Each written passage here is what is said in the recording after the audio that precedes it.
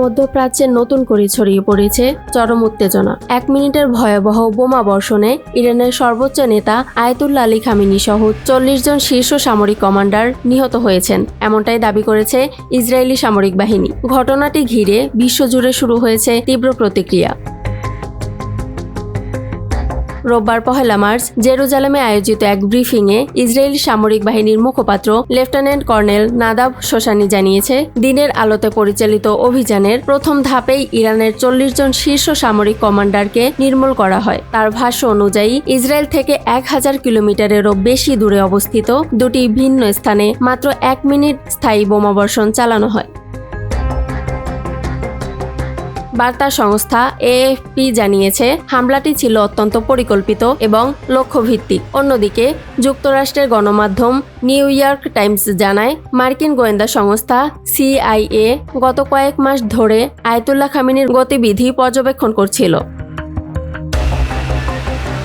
শনিবার সকালে তেহরানের কেন্দ্রস্থলে অবস্থিত একটি কম্পাউন্ডের শীর্ষ ইরানি কর্মকর্তাদের সঙ্গে বৈঠকের কথা ছিল খামেনির। প্রাথমিকভাবে রাতের বেলায় হামলার পরিকল্পনা থাকলেও সিআইএর সরবরাহ করা গোয়েন্দা তথ্যের ভিত্তিতে সময় পরিবর্তন করা হয়। ইসরায়েলি সময় ভোর 6টার দিকে অভিযান শুরু হয়ে সকাল 9টা 40 দূরপাল্লার ক্ষেপণাস্ত্র কম্পাউন্ডে আঘাত হানে।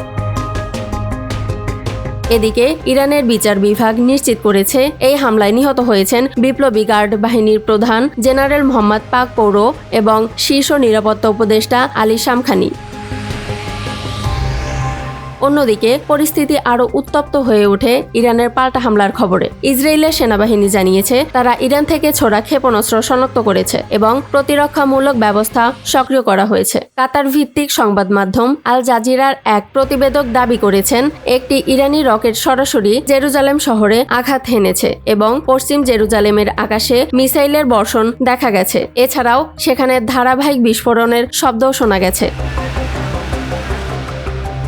1 মিনিটের এই অভিযানে ইরানের শীর্ষ নেতৃত্বে বড় ধরনের ক্ষয়ক্ষতি হয়েছে বলে দাবি ইসরায়েলের। তবে এসব ঘটনার পর মধ্যপ্রাচ্যের এই উত্তেজনা কোন দিকে মোড় নেয়, সেদিকেই এখন তাকিয়ে বিশ্ববাসী। ইয়ামনি নিউজ ডেস্ক, নিউজ 24 ঘন্টা।